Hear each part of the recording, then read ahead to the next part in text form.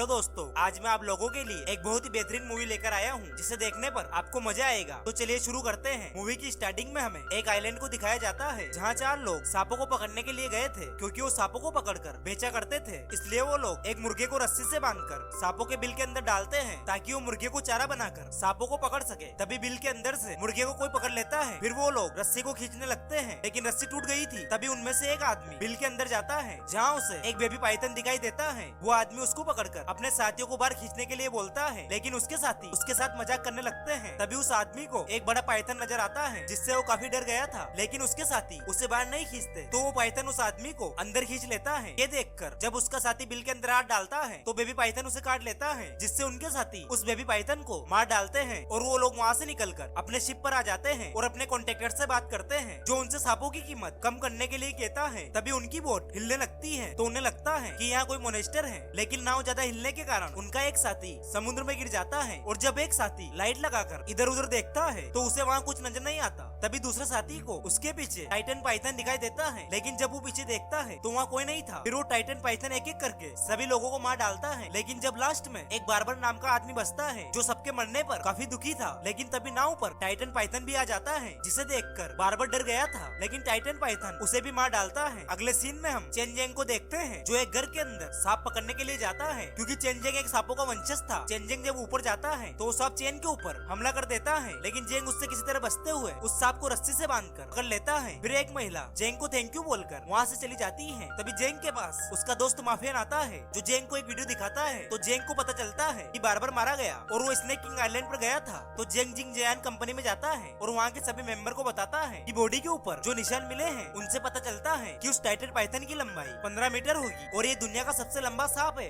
जो आज भी जिंदा है और वो स्नेक आइलैंड पर रहता है। तभी वहाँ मौजूद मेंबर से जाओ साओ नाम की मेंबर बताती है कि टाइटन पाइथन 58 साल पहले ही विलुप्त हो गए और इस बात को स्नेक ऑर्गेनाइजेशन भी मानता है। तो जेंग उन सभी को बार्बर के मरने से पहले बनने वाला वीडियो दिखाता है जिसमें टाइटन पाइथन उसे मार रहा था। ये देखकर कंपनी के डायरेक्टर जाओ साओ को आइलैंड पर जाकर देखने के लिए कहते हैं। वहीं दूसरी तरफ बिजनेसमैन बेंजिन लव के पास जाता है। बेंजिन को बताता है कि चेनजेंग उस आइलैंड को नेचर आइलैंड घोषित करवाना चाहता है और चेनजेंग स्नेक किंग का वंशज है। तो जिनलव कहता है स्नेक किंग का वंशज मैं हूँ और कोई नहीं। फिर बेंजिन को गोल्ड देकर कहता है तुम यहाँ काम तो कर पाओगे ना। तो जिनलव कहता है तुम चिंता मत करो, वहाँ चेनजेंग को कोई सांप नहीं मिलेगा। वहीं दूसरी तरफ चेनजेंग माफियन और जाओ साओ उस आइलैंड की तरफ निकल जाते हैं। तभी जेंग देखता है कि उस आइलैंड पर जिन के आदमी भी थे। वहीं दूसरी तरफ जिन के बहुत सारे लोग जंगल में कैंप लगाकर काम कर रहे होते हैं, क्योंकि जिनलव सांपों की कालाबाजारी करता था। तभी उनमें से एक आदमी जंगल में हल्का होने गया था, लेकिन उसका कुत्ता भौंकने लगता है। तो वो आदमी देखता है कि वहाँ एक सांप है, जिसे देखकर वो डर जाता है और वो आदमी भागता हुआ कैंप में आ जाता है। उसे देखकर वहाँ के सभी लोग डर जाते हैं। तभी वहाँ एक बहुत बड़ा किंग कोबरा आ जाता है। उसे देखकर सभी लोग इधर उधर भागने लगते हैं। तभी उनमें से एक आदमी किंग कोबरा के सामने जाकर उसे मारने ही वाला होता है। तभी कैंप में से आलिया जॉन और योंग बाहर निकलते हैं, जो कि भाई बहन थे जिन उन्हें लेकर आया था, क्योंकि वो सांपों को पकड़ने में एक्सपर्ट थे। फिर जॉन बड़ी आसानी से किंग कोबरा को पकड़ लेता है और जिनलव को दे देता है, जिससे जिनलव बहुत खुश होता है। तभी वहाँ चेंगजेंग और माफियन भी आ जाते हैं, जो जिनलव से कहते हैं तुम सांपों की कालाबाजारी करना छोड़ दो। तो जिनलव कहता है तुम स्नेक किंग के वंशज हो और तुम तो मिलिट्री में थे, लेकिन तुमको शायद लात मार के निकाल दिया। तो चेंगजेंग कहता है मैं यहाँ सांपों के लिए ही आया हूँ, इसलिए तुम इस सांप को छोड़ दो। तो जिनलव कहता है अगर तुम में दम है तो तुम इस सांप को छुड़वा लो। तभी चेंगजेंग और जिन के बीच में फाइट होने लगती है और उनके बीच काफी जोरदार फाइट होती है, लेकिन चेंगजेंग फाइट जीत जाता है और सांप को पकड़ लेता है। ये देखकर जिनलव के सारे आदमी बहुत गुस्सा होते हैं, लेकिन जिनलव कहता है जाने दो इनको। तो चेंगजेंग और सभी लोग वहाँ से निकल जाते हैं। फिर चेंगजेंग उस किंग कोबरा को आजाद कर देता है और वो लोग इधर उधर जंगल में घूमने लगते हैं। माफियन कहता है यहाँ तो नेटवर्क भी नहीं है। फिर वो लोग साथ मिलकर बहुत मस्ती करते हैं और सांपों के ऊपर रिसर्च करने लगते हैं। वहीं रात के समय तेज बारिश होने की वजह से चेंगजेंग सभी को अपने दादाजी के बनाए गए घर के अंदर लेकर जाता है, लेकिन घर के अंदर जाने के बाद जाओ साओ को वहाँ बदबू आती है, क्योंकि वो घर काफी दिनों से बंद था। फिर वो लोग घर के अंदर छानबीन करने लगते हैं। तभी माफियन के सामने एक लाश आकर गिरती है, जिससे वो काफी डर गया था। तभी चेंगजेंग बताता है ये तो बार्बर का दोस्त है। जाओ साओ बताती है सांप के निकलने से इसकी मौत हो गई। माफियन पूछता है तुम्हें कैसे पता? तो जाओ साओ बताती है मैंने स्नेक रिसर्च सेंटर में काम किया है। फिर जिंग माफियन को बताता है मेरे दादाजी का सपना था कि वो टाइटन पाइथन को पकड़ सके और उन्होंने इसके लिए काफी रिसर्च करी थी। वहीं दूसरी तरफ जिनलऊ के आदमी जो और है वहाँ आ जाते हैं, जो चेंजिंग पर नजर रखने आए थे। चैन अंदर का दरवाजा बंद कर देता है, लेकिन जिनलऊ के आदमी घर के अंदर कई सारे सांपों को डाल देते हैं। सांप घर के अंदर जाकर लाश के ऊपर चढ़ जाते हैं। यह सब देखकर माफिन डर जाता है। चेंजिंग दरवाजा खोलने की कोशिश करता है, लेकिन दरवाजा नहीं खुलता। तो चेंजिंग उस सांप को किसी तरह पकड़ लेता है, लेकिन दूसरा सांप माफिन को काट लेता है। वहीं दूसरी तरफ हम इनको देखते हैं, जो जाओसाओ को पकड़कर घर के बाहर खींच लेता है और उसके साथ जबरदस्ती करने लगता है। वहीं दूसरी तरफ चेंजिंग माफिन को एंटीडोट देता है, लेकिन बाहर से येंग अपनी गन से बेहोशी का इंजेक्शन शूट कर देता है, जिसकी वजह से चेंजिंग नीचे गिर जाता है और उसकी बॉडी ने काम करना बंद कर दिया था। तभी वहाँ बहुत सारे सांप भी आ जाते हैं। दूसरी तरफ हैंग जाओसाओ के साथ जबरदस्ती कर रहा था, लेकिन तभी वहाँ टाइटन पाइथन आ जाता है और हैंग को पकड़कर अपने साथ ले जाता है। येंग ये सब देखकर टाइटन पाइथन का पीछे करने लगता है। जाओसाओ भी किसी तरह घर के अंदर जाती है और चेंजिंग के इंजेक्शन को निकालती है, लेकिन चेंजिंग जाओसाओ को माफिन को एंटीडोट देने के लिए बोलता है, इसलिए जाओसाओ माफिन को इंजेक्शन लगाती है। वहीं अगली सुबह चेंजिंग और जाओसाओ साथ में आगे बढ़ते हैं। तभी उन्हें वहाँ टाइटन पाइथन के होने के निशान मिलते हैं और उन्हें वहाँ हैंग की बॉडी भी नजर आती है, जिसे पाइथन उठाकर ले गया था और टाइटन पाइथन ने उसकी बहुत ही बुरी हालत कर दी थी। चेंजिंग और सभी समझ जाते हैं कि उनके ऊपर जिनलऊ के आदमियों ने हमला किया था। चेंजिंग हैंग को एंटीडोट का इंजेक्शन देता है और जाओसाओ को टाइटन पाइथन से पता चलता है कि टाइटन पाइथन अंडे देने वाली है। फिर वो सभी लोग हैंग को लेकर जिनलऊ के पास आते हैं, जहाँ सभी लोग उनको देखकर हैरान हो जाते हैं। आलिया चेंजिंग से अपने भाई के बारे में पूछती है कि मेरा भाई कहाँ है। तो चेंजिंग बताता है मुझे नहीं पता तुम्हारा भाई कहाँ है, लेकिन तभी उनके बीच फाइट होने ही वाली होती है। तो हैंग सबको बताता है चेंजिंग ने मेरी जान बचाई है। तो जिनलऊ चेंजिंग को अपने केबिन में लेकर जाता है और चेंजिंग को सोने से भरा हुआ बैग देता है और चेंजिंग को थैंक यू भी बोलता है, लेकिन चेंजिंग ने जिनलऊ को बैग वापस कर दिया और कहता है मैंने तुम्हारे भाई की जान पैसों के लिए नहीं बचाई, और अगर तुम मुझे इनाम देना ही चाहते हो तो ये कालाबाजारी का काम बंद कर दो। और उन दोनों के बीच काफी बहस होती है। जिनलऊ कहता है मैं ये काम बंद नहीं कर सकता, इसलिए चेंजिंग वहाँ से जिनलऊ की गाड़ी लेकर निकल जाता है। जब वो जंगल में आगे बढ़ी रहे होते हैं, तभी उन्हें जंगल में टाइटन पाइथन दिखाई देता है। चेंजिंग माफिन को उसका वीडियो बनाने के लिए कहता है और वो टाइटन पाइथन का पीछा करने लगते हैं। तभी उनके सामने जॉन और आलिया आ जाते हैं, जो चेंजिंग को योंग की मौत का जिम्मेदार मानते हैं, इसलिए वो चेंजिंग को मारने आए थे। जॉन चेंजिंग पर हमला करता है और उन दोनों के बीच फाइट होने लगती है। उनको लड़ता हुआ देख जाओसाओ टाइटन पाइथन के पीछे जाती है। चेंजिंग और माफिन किसी तरह जॉन और आलिया को हरा देते हैं और जाओसाओ का पीछा करते हैं। वहीं दूसरी तरफ जाओसाओ टाइटन पाइथन का पीछा करते करते एक गुफा के अंदर पहुंचती है, जहां उसे अंदर जाकर टाइटन पाइथन के बहुत सारे अंडे दिखाई देते हैं। जाओसाओ एक अंडे को अपने बैग में रख लेती है और रस्सी की मदद से वहां से निकलने लगती है। तभी येंग जो कि जिंदा था वो जाओसाओ को पकड़ लेता है और उसे नीचे गिराने की कोशिश करता है। तो जाओसाओ सांप के जहर को निकालकर उसके मुंह पर गिरा देती है, जिससे येंग का चेहरा जलने लगता है और वो उसे छोड़ देता है। इसी बीच पत्थर गिरने से टाइटन पाइथन का एक अंडा फूट गया था। जाओसाओ भी किसी तरह वहाँ से बाहर निकल जाती है, लेकिन हैंग को टाइटन पाइथन मार डालता है। जाओसाओ जब वहाँ से बाहर निकलती है तो चेंग भी वहाँ गाड़ी लेकर आ गया था और जाओसाओ को गाड़ी में बिठाकर वहाँ से निकल जाता है, लेकिन टाइटन पाइथन उसकी गाड़ी का पीछा करने लगता है। चेंजिंग जाओसाओ से पूछता है तुम अपने साथ कुछ लेकर तो नहीं आई, और वो माफिन को जाओसाओ का बैग चेक करने के लिए कहता है। तो उन्हें पता चलता है जाओसाओ टाइटन पाइथन का अंडा लेकर आई है। चेंजिंग कहता है हमें इस अंडे को वापस वहीं रखना होगा, वरना हम सबको टाइटन पाइथन मार डालेगा। लेकिन जाओसाओ माफिन के ऊपर चाकू रख देती है और चेंजिंग से कहती है तुम चुपचाप गाड़ी चलाओ, ये अंडा मैं रिसर्च करने के लिए लेकर आई हूँ। फिर जाओसाओ गाड़ी से उतरकर जाने लगती है। तभी वहाँ जिनलऊ आ जाता है और उन सभी को घेर लेता है और जिनलऊ के एक आदमी ने जाओसाओ से वो अंडा ले लिया। जाओसाओ जिनलऊ को बताती है कि मुझे आईएसएम संगठन से ये अंडा लेने के लिए भेजा था और वो दोनों हाथ मिला लेते हैं। ये देखकर माफिन और चेंजिंग हैरान हो गए। जिनलऊ जाओसाओ को बताता है आईएसएम संगठन ने मुझे बाहर निकाल दिया था, इसलिए ये अंडा मैं तुम्हें नहीं दूंगा, बल्कि इस अंडे को मैं ब्लैक मार्केट में बेचूंगा। तो चेंजिंग जिनलऊ से कहता है हमें इस अंडे को वापस वहीं रखना होगा, नहीं तो टाइटन पाइथन हम सभी को मार डालेगा। तो जिनलऊ के आदमी उन सभी को किडनैप करके और उन्हें एक जगह बांधकर बहुत बुरी तरीके से मारते हैं और माफिन और चेंजिंग के ऊपर खून डालते हैं, जिससे जिनलऊ चेंजिंग को चारा बनाकर टाइटन पाइथन को पकड़ सके। और जिनलऊ वहाँ से जाओसाओ को लेकर अपने कैंप में चला जाता है और जॉन और आलिया वहाँ के गेट बंद कर देते हैं। तभी टाइटन पाइथन भी वहाँ जाता है और चेंजिंग की तरफ बढ़ने लगता है, लेकिन चेंजिंग अपने हाथ की रस्सी को किसी तरह खोल देता है और माफिन को आजाद करने लगता है। लेकिन तभी टाइटन पाइथन उनके ऊपर हमला कर देता है। जिनलऊ भी अपने कैंप में कैमरे की मदद से चेंजिंग को देखता है और दूसरी तरफ टाइटन पाइथन चेंजिंग पर हमला कर रहा था, लेकिन चेंजिंग उससे किसी तरह बचता हुआ माफिन को आजाद कर देता है। वहीं जाओसाओ भी अपने हाथ की रस्सी काटकर वहाँ से निकल जाती है, लेकिन वो सभी लोग जाओसाओ को पकड़ने की कोशिश करने लगते हैं। जाओसाओ उन सभी से बचते हुए उन्हें मारने लगती है और जाओसाओ उस केबिन के ऊपर चढ़ जाती है जिसमें टाइटन पाइथन था और जाओसाओ उस केबिन का गेट खोलकर चेंजिंग और माफिन को वहाँ से बाहर निकाल लेती है। लेकिन जॉन और आलिया आकर चेंजिंग के ऊपर हमला करते हैं और उन सभी के बीच काफी देर तक फाइट होती है। जॉन चेंजिंग को उठाकर केबिन से नीचे फेंक देता है, लेकिन तभी आलिया के पीछे टाइटन पाइथन आ जाता है, लेकिन तभी जॉन आलिया को धक्का देकर बचा लेता है और टाइटन पाइथन जॉन को खा लेता है। वहीं दूसरी तरफ सभी लोगों के बीच फाइट हो रही, लेकिन माफिन केबिन का गेट खोल देता है, जिससे टाइटन पाइथन बाहर आ गया था। सभी लोग इधर उधर भागने लगते हैं। टाइटन पाइथन एक एक करके सभी लोगों को मारने लगता है। वहीं जाओसाओ अंडे को लेकर नाव पर आ जाती है, लेकिन नाव पर जिनलऊ भी आ गया था और वो जाओसाओ को मारने लगता है। वहीं चेंजिंग और माफिन भी नाव पर पहुंचते हैं, तो जिनलऊ जाओसाओ पर चाकू रखकर चेंजिंग को नाव से उतरने के लिए कहता है, लेकिन चेंजिंग किसी तरह जाओसाओ को बचा लेता है। लेकिन जिनलऊ और चेंजिंग के बीच फाइट होने लगती है। तभी नाव पर टाइटन पाइथन आ जाता है, तो चेंजिंग अंडा लेकर टाइटन पाइथन के सामने रख देता है, लेकिन जिनलो बाहर आकर टाइटन पाइथन पर हमला करने लगता है, लेकिन टाइटन पाइथन जिनलो को मारकर आ जाता है। ये देखकर चेंजिंग और माफिया काफी डर गए थे, लेकिन टाइटन पाइथन उन्हें नुकसान नहीं पहुंचाता और अपना अंडा लेकर वहाँ से निकल जाता है। ये देखकर वो लोग खुश थे और वो अपने घर की तरफ निकलते हैं और इसी सस्पेंस के साथ इस मूवी की एंडिंग हो जाती है। दोस्तों, आप ऐसी और वीडियो देखना चाहते हो तो चैनल को जरूर सब्सक्राइब करें। Thanks for watching.